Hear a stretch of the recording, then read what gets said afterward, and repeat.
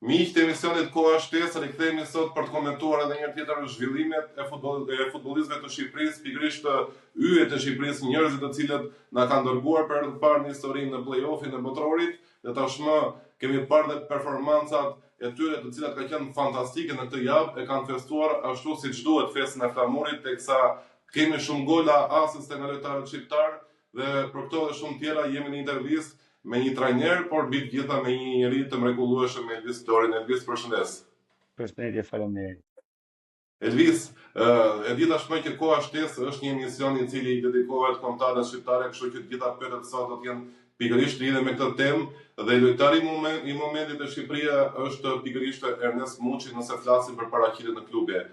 Ernest Muçi ka ardhur në një kohë shumë e vështirë te Beşiktashi apo edhe te Trabzonspori, teksa nuk arrin dot që të shënonte, por në dy ndeshjet e fundit ka shpërthyer duke realizuar 3 gola në dy ndeshje dhe njëkohësisht fitoi edhe një penallti dje. Dy gola shumë fantastik, një me goditje të Nimi dje dhe më parë që shënuar në një distancë shumë e madhe në minutë fundit dhe Trabzonspori tashmë po lufton për vendin e parë. Si mund ta shpjegosh nga ana futbollistike si trajner këtë pjesën e mentalitetit apo ana psikologjike e lojtarit? Ti i ke parë këto dy ndeshje të Ernest Muçit dhe shikon një ndryshim të këtij futbollisti në aspektin mental, sepse për mua të paktën problemi kryesor i Muçit ka qenë aspekti psikologjik. Është një lojtar që nuk motivoi në disa ndeshje. Domethënë Ernest Muçi më përpara dhe te Liga e Varshavës shënon dhe një gol fantastik në Aston Villës, më pas se 4 ndeshje të tjera nuk luante më futboll, nuk donte më të luante futboll. A mendon që ky fakti që Trabzonspori po lufton për vendin e parë në Turqi do ta bëjë Muçin që të jetë i motivuar dhe të nxjerrë një sezon fenomenal nga fillimi deri në fund?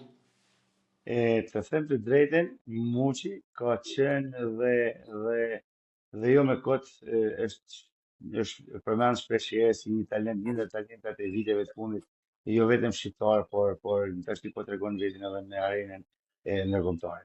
Unë do ta nis pak më mbrapsht, si i them muhabetin për Muçi, sepse kam një shkak, një histori e cila lidhet me testin sportiv. Unë normalisht kam qenë, e mbaj mend, ka qenë viti 2000, 2017-2018 diçka e tillë, kam qenë trajner në Kruj dhe kam pas sportist Bedri Grece, i cili ishte qenë shok skuadër me Muçin këtë Tiranë. Dhe në një bisedë, dhe nuk marrohet kurrë ajo bisedë. Në një bisedë të cilën po shpesh u ngacmonin njëri me tjetrin duke thënë se kush nxjerr më tepër talenta, Shkodra apo Tirana. Në një bisedë me një sinqeritet plot, Bedi, siç e thirrim në Greca, më tha, prove tha, unë tha ditë them tha se një Ernest Muçi do të zgjerë Shqipëria, tha se do të zgjerë tjetër. Pa kishte shok skuadër dhe kishte aq shumë besim ka ideale, ishte aq i ri, edhe bani përshtypje. Nuk e njihja Muçin në ato momente. Dhe që nga i momente kam njeh pak, e kam pa me asyrin kritik, pra duke pa elementin teknik edhe duke pa talentin si apo avanzohet e tij. Edhe them me bindet plot këtë sepse i besoj fjalëve të tij se më shumë se një sportist i cili stëvitet çdo ditë me te dhe shikon çdo veprim të tij, por duke pa edhe moshën dhe vlerësimin, pra them se ai ka një talent të lind.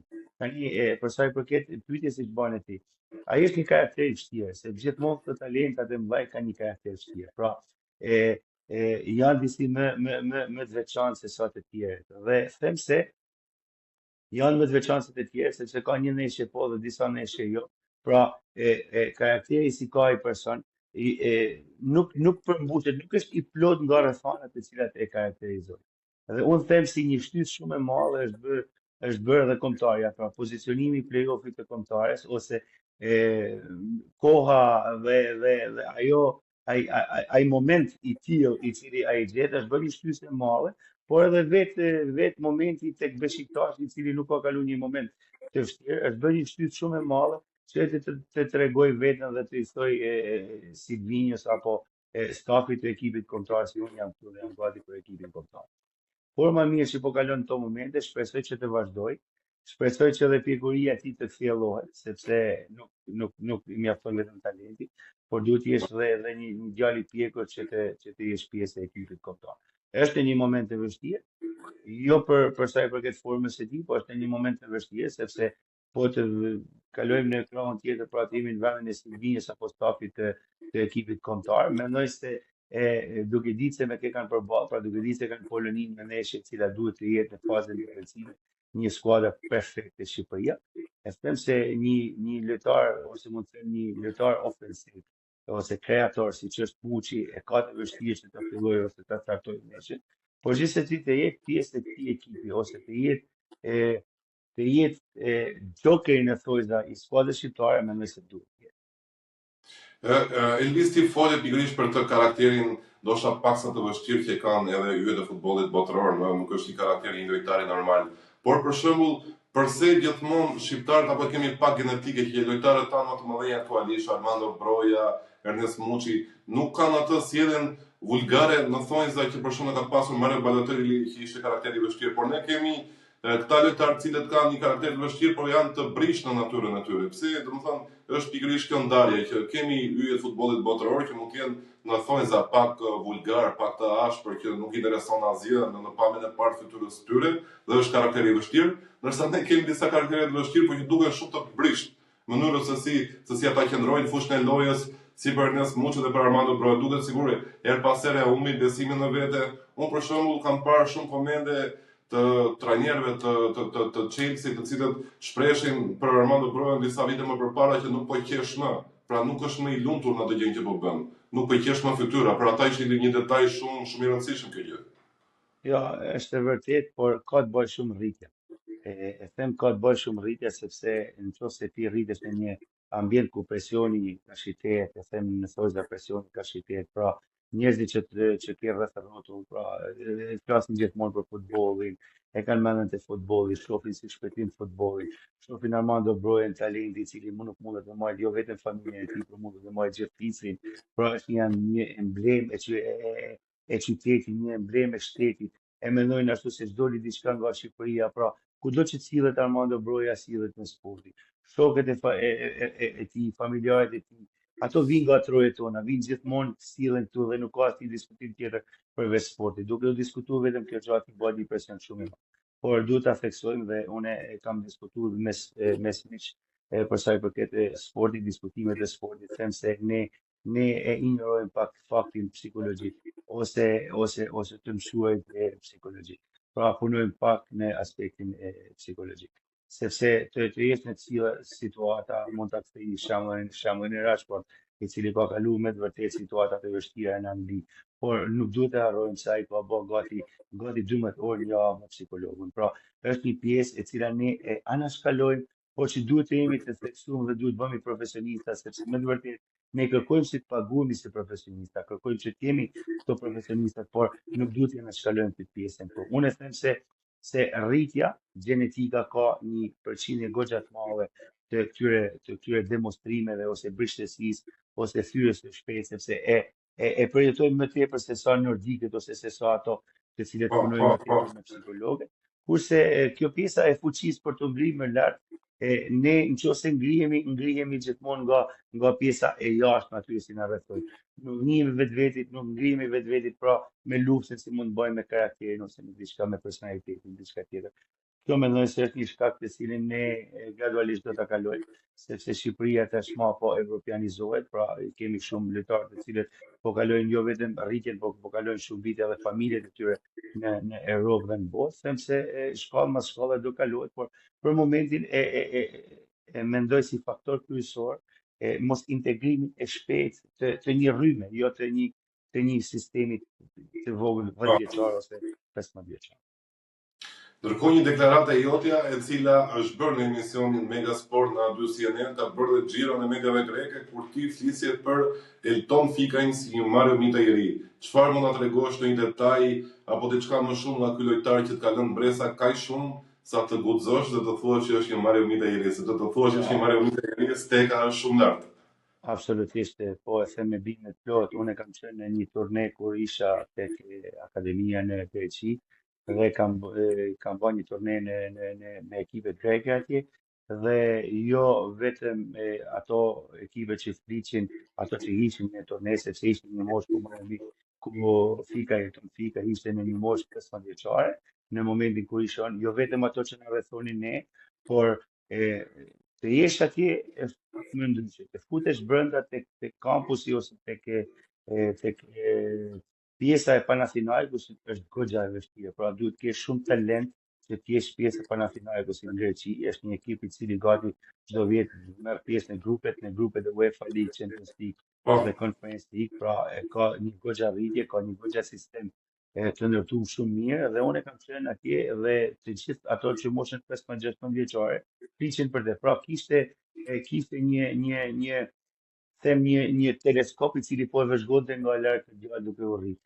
Dhe në momentin që unë e kam pa duke luajtur atje, e kam pa shumë gjëra të cilat me bënë që të besoj se ai do të bëjë lojtar. Çfarë veçon nga loja e tij? Që ta Mënyra tajë shikuesit. qetësia që e karakterizon si natyrë, pra mënyra se si ai e merr topin, e mbron topin, largohet nga kundërshtari, me drejtimin e duhur, pasimin e ka natyrshëm saktë, në driblimin e ka shumë të thjeshtë, si e themi ne në gjuhën e sportit, ka ato majet e giftave të cilat ti mendon se e ke marr topin për në vërtetë se merr. Edhe ka shumë gjëra të cilat ai si sportist e ka të lunën. Pra nëse ne studiojmë për futbollin dhe futena në detaj, do na me kriju një sportist, me cilësitë të tyre, këto cilësi nuk mund t'i krijojmë. Këto janë të lindurat të cilat sportisti lindi merr me vete gjatë procesit së rritjes së tij. Ky ka disa procese që është pak më ndryshe se sa tjerë. Dhe ky formohet më lehtë se disa futbollistët e tjerë të cilët ndoshta dojnë kohë për me gjatë për më formu. Ato që i mungojnë fikat mendoj se fuqia, forca, moshën e cila e karakterizon ajo vështirësia e rritjes të muskulaturës ose formimi i fibrave, them se ai ka në vitet e vijim dhe do bëhet një lojtar i cili do ta ketë luks që kombëtarja shqiptare ta ketë pjesë të tij.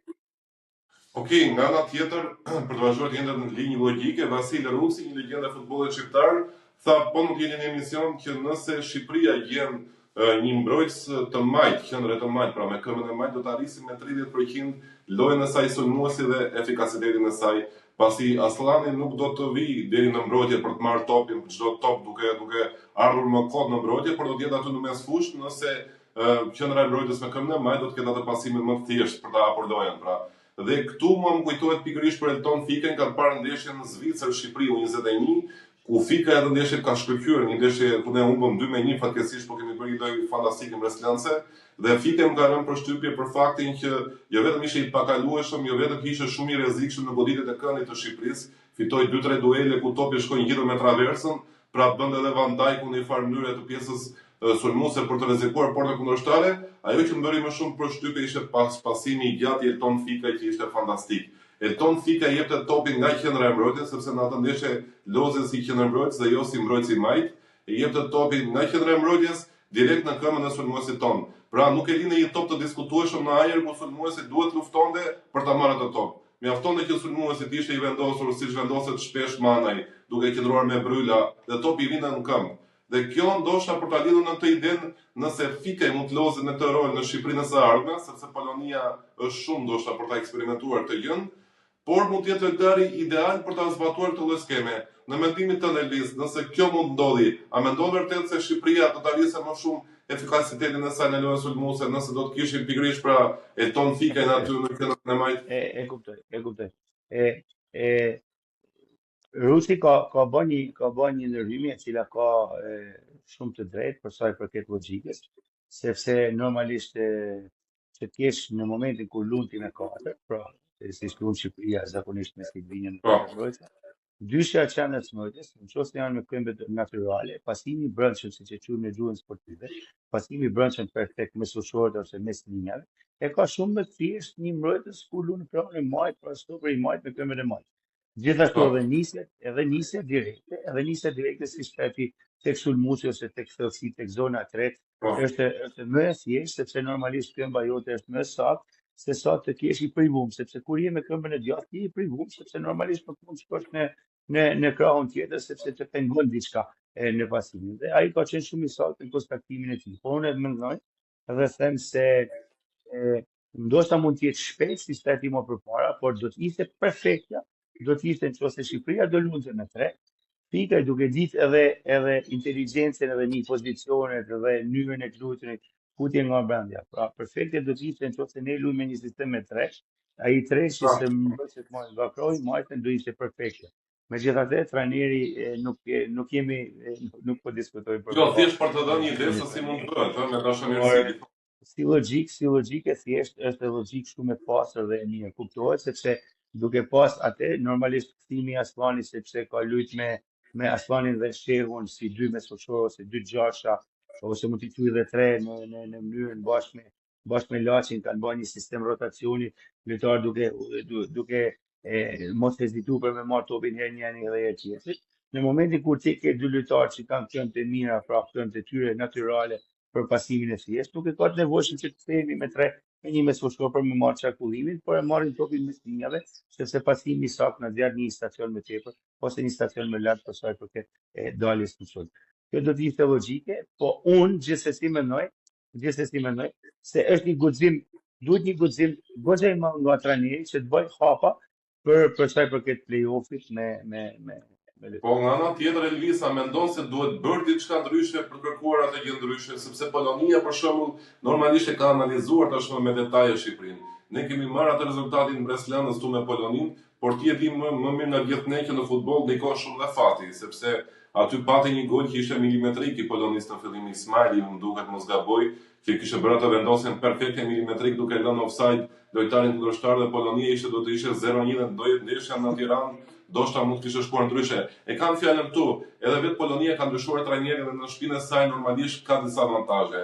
A mendon dhe ti që Shqipëria, që të mundi këtë Poloninë, duhet të bëj patjetër një diçka të guximshme dhe ndryshe nga Shqipëria që ka qenë deri tani?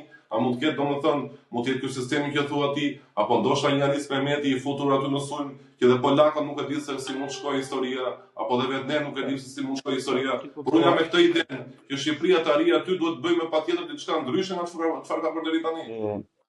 Unë e të kuptoj shumë mirë dhe pyetja është me të vërtetë një pyetje interesante, por duke ditë se forma e lojtarëve të Polonisë, e cila ka ardhur nga rritje, dhe duhet të jemi të përgatitur sepse ardha e trajnerit të ri dhe menaxhimi i situatave, si edhe një herë Lewandowski ose futja e rolit kryesor të Kaminskit, i cili është një lojtar i Kölnit, një lojtar ku në të vërtet luan dheqin, por nuk është një dheq natyral, është një lojtar që i kap metra në zonat boshe dhe një metë shumë e madhe për sa i përket Lewandowskit.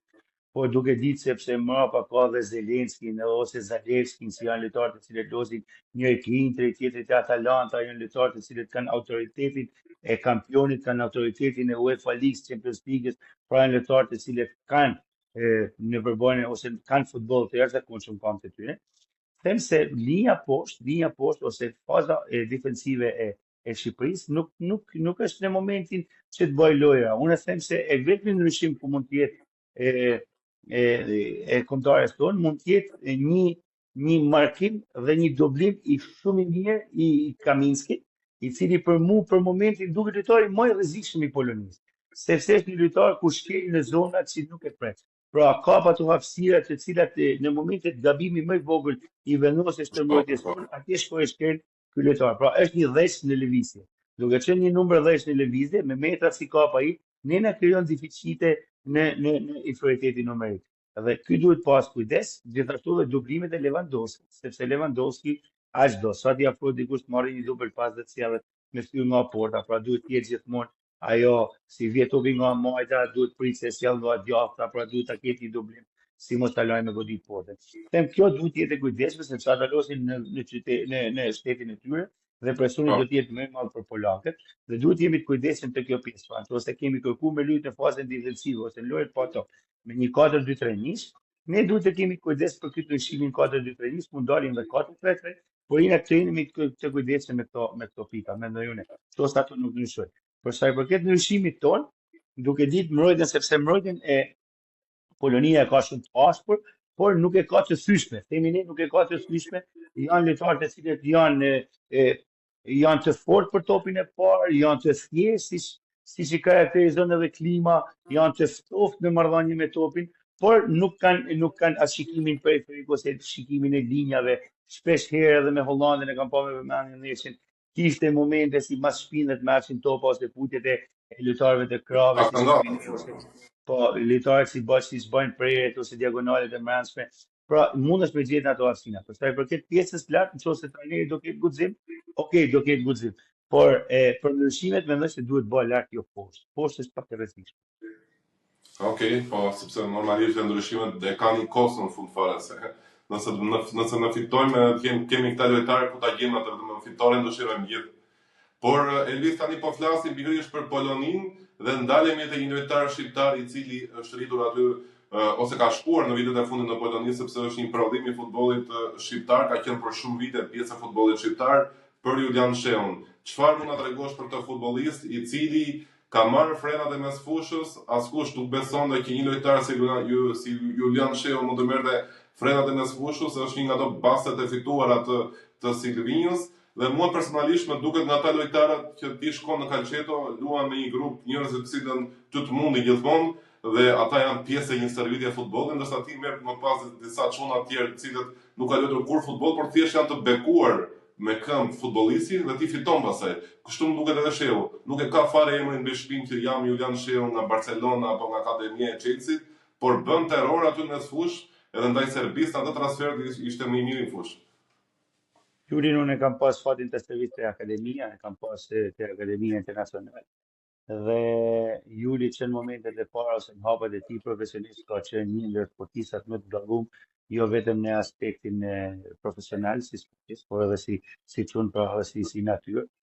Vjen nga një familje shumë e thjeshtë dhe një njeri i përulur, pra një njeri me punëtor. Dhe unë shpeshherë Julin e kam gjatë diskutimeve të mia me te kam diskutuar shumë herë, duke thënë se unë kam rritë shumë sportista dhe normalisht duke qenë shkollë kam rritë me të vërtetë shumë sportista të cilët më kanë bërë krenar për punën që kanë për rezultatet që kanë marrë ata, por edhe për punën që kanë bërë. Por Juli vjen i dyti, ja gjithmonë kur diskutoshim i thosha ti vjen i dyti mas bekim balës për punëtor. Sepse unë kam servit dhe bekimin, po edhe Juli. Edhe më mend si tani nëse në podcast po diskutojmë diçka dhe po jena më lirshëm në sa i përket të trajtimit. Mendoj se bekimi kur kishte seanca servitore në muajin qershor, siç ishin të Shkodër dhe kishin pushimet verore, ishte në moshën 16 vjeçare, 17 vjeçare, ishte të paratrit. Në momentin kur marrëshin stëvidjen para dita, vite rreth sistemin e Shkodran, përsite ke dhe të plaka ime thote, o profe çfarë bëj prapun në stëvidje. Pra ishte një person i cili nuk u ngopte kur me stëvidje. Ndërsa Juli i ngjasote në këtë pjesë, sepse Juli thote në momentin si marrote stëvidja, marroj profe, i thoshte marroj Juli. Po çfarë bën tash? Do të përsëri me balla një 15 gjujtë të nivelit tjetër, pra si që bjen Del Piero, si që bjen ai, pra gjithmonë kërkote një përmirësim, një shtys për mes përpara. Dhe që në ato momente unë e kam parë dhe kam diskutuar gjithmonë me shokët e mi, sepse Juli ka pas një brez shumë të mirë ke internacionali kur kemi qenë aty, ka qenë një grup shumë i mirë, dhe por gjithmonë u karakterizohet dhe mes trajnerëve thoshin se Juli do ecë shumë përpara, sepse ka një karakter të fortë dhe kërkon përmes përpara. Dhe ashtu ndodhi, eci përpara, por gjithmonë duhet të jesh, unë mendoj se sidomos rolet ku Juli luan futboll, pra është një gjash, është një tipik punëtor, është një tipik lojtar trajneri, edhe mënyra edhe karakteri si e karakterizon si natyrë i ngjan ti shkon për ta. Edhe gjithmonë i thosha, unë edhe nëse du me fut diku tjetër, ti naturalizuar është një djalë kokulur dhe edhe gjithçka që ka fituar me merit. Me Julin kam shumë për të folë, e më mend ka pas edhe ato të poshtë dhe ato të tjetat e veta. Në momentin, por është edhe fakt në momentin kur unë shkova te Kastrioti në Superligë në vitin 2016, Juli kishte marrë rrugat për Greqi, kishte një ofertë në kategorinë e 3 në Greqi diku aty. Me një telefonat i thash, o Julo, hajde luaj Superligë në kategorinë e 3. Juli në bëna shkesë, u bëna shkak se Juli vinte në Superligë dhe tregoi se është me të vërtetë një sportist i cili mundet me ecë përpara dhe eci përpara. Luajtja ditë ke Kastrioti në më të mirë, që pastaj kaloi te Laçi, pastaj mori karrierë aty, mori me të vërtetë një histori shumë mirë. Por gjithçka që ka fituar Juli ka fituar me një. Bëhet shumë çeti. Po nga koha kur Juli erdhi te Kastrioti, e shikoi me të brumi për të qenë ndoshta një pjesë e kombëtares, si ishte gjendja në ato momente? Ishte i demoralizuar nga historia e karrierës? Jo, unë e them se unë gjithmonë Julin e kam pa me arsye, sepse janë të sportista tipik të cilët edhe trajnerët i dojnë më tepër se gjithë. Pra, ky të karakterizon të thjeshtësia dhe puna dhe thosha si ky do të bëhet një lojtar shumë i mirë, një lojtar shumë i mirë për sa i përket kampionatit shqiptar. Por normalisht mendosa se do shkojnë larg, bile në ata momente kur isha te Kastrioti e më në pushimet e rretorit kam pasur diskutim me të me klubin Vllaznia, ku ka qenë një diskutim mes mish, mes kolegës dhe i thash këtyre, i thash unë e di se Vllaznia ishte në një pozitë të vështirë atë vit. Edhe i thash si keni një lojtar i cili mundet për me ndihmu shumë. Pra për në fazën e parë, në janar, mundet me ndihmu shumë, mendoni për vitin tjetër. Ishte ka qenë shumë afër, shumë pranë Vllaznisë për me kalu, nuk u bë transferimi. Ai vazhdoi aty pastaj vitin tjetër e mori Laçi. Por nga një herë ja, nuk është, unë mendoj se nuk është vetëm forca ose etja e këtij lojtarit për me shku lart. Nga njëherë është vetë fati.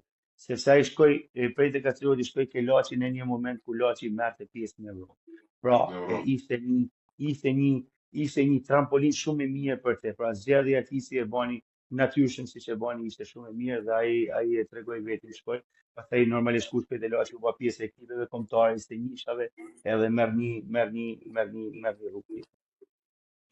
Rasti Julian Sheut, rasti Yasir Hasanit, Erdes Muçit, të jep shumë krenari për faktin se këta futbollistë apo Ylber Ramadani kanë qenë pjesë e superiores më parë, kanë qenë pjesë e klubeve shqiptare më përpara. A duhet t'i japin më shumë dorë edhe talenteve që dalin nga toka jonë, t'i japin më shumë krenari dhe kur luajnë në mënyrë të tillë te kombëtarja? Absolutisht po, unë jam provë ose nuk më të them këtij risku se nuk është risk, por mënyra se si kanë zgjedhur presidentat, nuk duhet të themi se si kanë zgjedhur federata, duhet të kuptohemi shumë mirë këtu sepse gjojnë për emisione sportive, sepse arrin të diskutojnë e thonë si ka zgjedh formati, është bërë me shumë me lojtarë pa limit huaj, nuk e kanë zgjedhur, e kanë zgjedhur presidentat. Atë format e kanë zgjedhur presidentat. Presidentat e kanë zgjedhur që të kursejnë lek. Pra, ai format të zgjedh nga presidenta, duhet theksu edhe duhet theksu mirë kjo pjesë.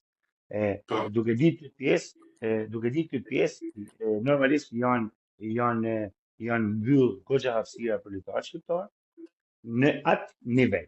Sepse konkurenca bëhet duke ditë se ti mundesh me marrë një lojtar nga Afrika, i cili atje paguhet $300-400 në muaj ose euro në muaj, dhe nuk mundesh me marrë një lojtar nga Europa ose Shqipëria me pagu $300-400 në muaj. Pra, konkurenca rritet. Pra, ti net një mundësi, ose ti dhe epshe një mundësi Florit nga Shqipëria, nga akademia, ja jep një lojtar i cili vjen me një kosto me tut dhe del ndoshta edhe më mirë. Kanë dalë më të mirë, nuk mund të themi se s'kanë dalë më të mirë, por në rastet të tilla, kjo është një zgjedhje ose një rritje konkurrence që ke ti në tregun shqiptar. Duke u rritë këtë treg, unë them se janë zvoglu shanset e këtyre talentave për me luajtur në Superligë. Sepse pse janë zvoglu shanset? Sepse ti nuk guxon me marrë një 19 vjeçar si Muçi, kur ka qenë 18 vjeç, 19 vjeç, sepse merr një lojtar nga po përmendni Afrikën, e kupton drejt se kupton. Merr një lojtar të huaj, i cili është 28 vjeç, edhe kuptohet se ai ka forcën, ka gjithçka aq është pak më tepër sa guxon një trajner me fut atë dhe nuk e fut ty, sepse nuk e pengon asnjë gjë. Kështu që duke mos e fut këtë 19 vjeçin në këtë moment, pra duke marrë riskin e 19 vjeçit këtë moment, nuk është vetëm si ti i heq një shans, por ti ju heq dëshirën e një 10 tjerëve të cilët i kanë shembull këtë talent. Pra, kjo është problemi. Dhe në qoftë se ne do dalim tek një justifikim i dytë, po them thojza i federatës ose i presidentave, si kjo është jeta, kjo është kapitalizmi dhe kështu duhet konkurrojmë. Jepi një shans te kategoria e parë. Te kategoria e parë janë rrit shanset për këto lojtarë të rinj. Duhet jemi koshent. Sepse po ti merr skuadra si Skënderbeu, Laçi ose Pogateci ose këto që janë kategorinë e parë, që janë pak më lart, po marr këto. Ka lojtarë të rinj të cilët spikasin dhe ka lojtarë të mirë në gjirin e tyre të cilët po tregojnë se ka futboll. Unë mendoj se duhet bën një organizim ose një formë, një kombëtarje të dytë që të vjen nga këto smundje. Pra, Shumë një e bukur, kombëtare, shumë e bukur. Po. pra, nëse ne i demoralizume në një aspekt, po të futemi në planin B, që mos t'i fikun fare këto talenta, por t'i kemi offer, sepse ti jetu një dherë disa talentave si mendon me shku aty lart. E konkurenca thash, ta shpjegova se si është shumë e madhe. Hapi një derë tjetër, hapi një drejtare tjetër, që këto ta kenë një mundësi, të veshin ato bluzat e kombëtares, të shkojnë te grumullimet e kombëtares, pra të bëhet një kombëtare B nga skuadra shqiptare që vi, jo vetëm nga Superliga, po edhe nga kategoria e parë. Që ta kenë vëmendjen të gjithë, që mos kenë Një ide, mazhdusha, ta po. kenë Jo, do besoj thosh të që gjithë është një këtu. shumë fantastike, kam parë dhe disa ekipe tjera më përpara, për shembull është një Albania B apo një Albania U23 pak rëndësika, po që ti grumullon të gjithë talentet më të mirë superiore të kategorisë parë dhe merr vetëm ata. Sepse duhet, është një motiv për këta. Nuk duhet të harrojmë këtë pjesë. Nuk është problemi i shko apo shko, a bëhet as bëhet e lojtare për pjesën e kombëtare. Sepse ato të mbledhen 22 vetë në mosh, po them të bëja në mosh, po çfarë ndodh me 22 vetë më? Aty 1-2 bëhen, por nëse ti nuk mbledh asnjë, to 22 kanë edhe një 10 pjesë që kanë demoralizuar. Ja mos të harrojmë këtë Po. pjesën tjetër se ta vinë mbrapa, se kapin kur edhe janë gatshëm për mikë, kemi ne shkodrën plot, kemi plot me nuk ka më me gjitha talentat të cilët po largohen. Largohen sepse nuk është vetëm kjo pjesa, pra janë shumë nëse rritet ai ke akademia vllaznia. Ai do për me lut me vllaznin, edhe do për mikë me kombëtare. Nëse atë ne i thojmë prini ti e ke çunin talent, po duhet pak kohë, po marrin po ta çojnë te Laçi, po çojnë te Lezhë.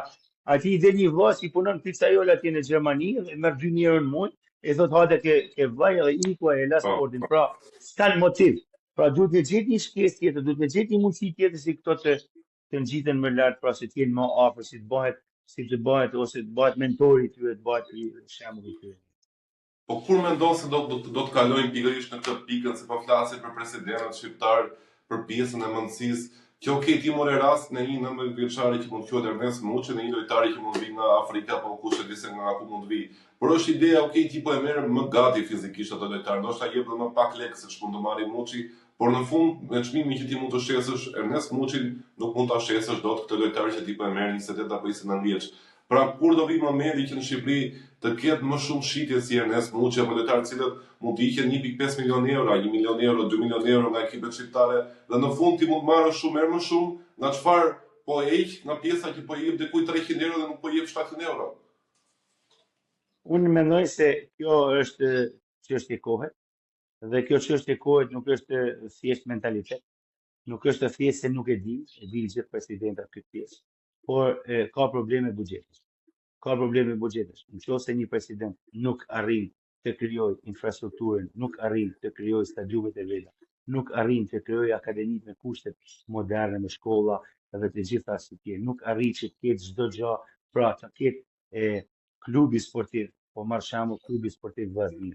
Pra duhet të ketë të gjitha këto në pronësi të presidentit. Duhet të ketë një lartë pamësi për sa i përket duke filluar nga infrastruktura e deri tek udhëtimet të cilat duhet me bëj me avion, duhet të jetë dhe avioni privat i klubit Vllaznia. Nëse pastaj këto ecin shkallë mas shkallë, nëse krijohet kjo, ai bëhet aq i fuqishëm sa mos me ta dhënë ty lojtarin për 500 euro. Ai bëhet aq i fuqishëm sa mos me ta dhënë ty me prish grupin për 3 milion euro për 4 lojtarë si mundet me dhënë. Nëse bëhet i fuqishëm presidenti, edhe ti ke gjendjen financiare, ti ke boshtet, ti ke stadiumet, ti ke avionat, ti ke akademi, ti ke gjithë çfarë tonë, atëherë jemi në gjendje si me konkuru me Europën. Ne Claudio nuk jemi në gjendje se si mi bë akoma të fortë për me konkuru me Europën. Sepse ka shumë shpenzime të cilët nuk kthehen më. Janë shumë shpenzime të cilët ne nuk i llogarisim, por me të vërtetë janë shumë të mëdha. Është e vërtetë se mendon dikush i biznes po marr 2 ose 10 punëtor e po i paguaj. Ktu do të marrësh minimumi 50 familje, jo 50 lojtarë. 50 familje do marrësh me bukë dhe në kushte se një sportist nuk mund të jetojnë si një kamarier. Pra janë në kushte komode, të cilat duhet mendon se duhen pagu për gjithë këto shpenzimet e tjera. Pra, unë mendoj se akoma nuk janë fuqizuar presidentat tonë në Shqipëri, duhet jemi realist si marrë dhe këtë gjendje për me prish grupet. Pra, nëse një skuadër ka fuqi presidenti, me maj, ka fuqi presidenti me paku lojtar, pra me rrit buxhetet, them se ne shkojmë dhe në grupe si akoma s'po shkojmë, përveç Skënderbeu si shkojmë. duhet shkojmë deri në grupe. Në momentet si ne kemi bërë këtë hap, do ketë Shqipëria shite 1 dhe 2 dhe 3 milion. E kuptoj. Dhe për ta mbyllur Elvis, një pyetje fundit dua të lidhet pikërisht me Armando Brojen. Në intervistë që unë kam bërë me Arber Hoxhën disa ditë më përpara, Arber Hoxha më tha Armando Broja me talentin që ka është një lojtar për Barcelonën dhe Real Madridin. Megjithatë, po vazhdon që të marrë pak minuta në Premier League dhe gjithmonë sa herë që futet aty, nuk është Armando Broja që ne të gjithë presim. Çfarë si mund të rregullohet ky lojtar është pyetja që të gjithë shtrojmë. A mos ndoshta po e teprojmë edhe pak me këtë delikatesën apo gjithë të vëmendjen e kushtuar një njeriu i cili ndoshta edhe nuk do të luajë? Jo, se nuk do të që të luaj, nuk ma do me. Ai do më tepër se gjithçka të luaj. Por unë them se Armando Broja është një lojtar i cili tashmë nuk fut prej tjerëve, po ai e ka kuptuar vetë se ka talent. Po nga një herë nuk bën gjitha bashkë. Them se ana fizike dhe dëmtimet e kanë penalizuar shumë, dhe them kjo fryrja shumë emocionale ose karakteri që ka ai si person, nuk ka qenë gati për me përballu sfidat e tilla. E them këtë, nuk ka qenë gati me përballu sfidat e tilla, sepse ai gati çdo mesë deri mërzitur. Dhe çdo ekip që ka ndru, ai ka qenë i mërzitur. Pra ka kalu një periudhë jo të mirë dhe e them që nuk ka qenë i gatshëm për me përballu sfidat e tilla, ndoshta është edhe një moshë e re, por a duhet mbështet Armando Broja? Duhet mbështet Armando Broja, sepse Armando Broja Shqipëria nuk e ka luksin, nuk ka situatë të tilla, të cilët unë e marr mendjen ndeshje kur bëri Shqipëria, kur ka qenë në moshën Armando Broja, u mendon më edhe, mendon më djeçar të Shqipërisë, mos gabosh. Edhe shkova pave një grumullim siç e bën Tirana, to grumullimit e 19 vjeçarëve. Ishte një ndeshje 8-5 mes dy ekipeve. E çfarë thosh ti për Armando Broja? Një ndeshje 5-5 ekipe bani 5 gola aja me bën. Bani 5 gola Armando Broja. Kush ishte ai si se është talent Armando Broja. Pra, nuk veç nëse e budalla. Pra, është në një situatë që si ne kemi luksin si kemi Armando Broja, por Armando Broja duhet ta kuptojë se është se ka luksin se është pjesë e kombëtarëve shqiptare në këtë momente. Dhe them se më mirë se gjithçka ose më mirë se kushdo, ai është ai që e nxjerr veten pa, ose arti i Zotit që nxjerr atë gomarin nga bota është Armando Broja. Pra ai duhet të jetë Chelsea i vetes për medalje. Po ti ke një ide për shkakun se janë hapur dhe këto skema, do të thonë ide si çishave dhe Biazet, që tha formula e tij që nëse do isha unë trajneri i Shqipërisë, do shkoja një fundjavë të takoja, të shikoja rutinën e tij, njerëzit që shoqëroi në e tij për të kuptuar se si logjikon gjërat. Ti ke ndonjë këshill apo një ide se si Armando Broja mund të rikthehen atë shpërthimin e dikurshëm, apo ndoshta mund ndryshoj kamendat, cila mund të jetë ajo ideja jote që si Broja mund të kthehet siç ka qenë? Unë mendoj se ai më mirë se në Angli, atje ku është rrit, pra atje ku ai ka spikat, atje ku ka njohje më të mira, më mirë se atje nuk do ishte askund. Por them se ai duhet mos marrë një barë aq të madhe një shpatulla, pra të ketë siç bëmë një diskutim më përpara. Mos karakterizohet nga natyra e shqiptarit, pra që unë do jem ai njeriu që do flas gjithë fisi, ai që do flas gjithë fshati, gjithë qyteti dhe gjithë Shqipëria për mua. Pra ai duhet të thehet një personazh i cili është ai djali i thjesht, me talent që ia ka dhënë Zoti, dhe duhet punoj fort në mënyrë të atij të kapin ato marrë. Dhe duhet të ketë një efikasitet për sa i përket marrëdhënieve me njerëzit, pra duhet të jetë pak më ndryshueshëm, në mënyrë të atij që të krijojë një farë feedbackut edhe të marrin atë ç'a kërkon ai të marrin nga të tjerë. Pra të jetë, mendoj nëse duhet të jetë më i thjeshtë, nuk të lajnë ato skenat, sepse nuk i shkoi një burri, nuk i shkoi një malsori, siç është Armando Broja, që të vi jo mërzitem, jo një herë me dorë, jo çaj, jo. Nuk fitohet asgjë. Asgjë gjë. Ty ta ka dhënë Zoti atë talent, puno fort dhe sepse e di gjithë Shqipëria se kush je, puno fort dhe fito besimin e tij. Elvis Flori, ishte shumë kënaqësi biseda me ty.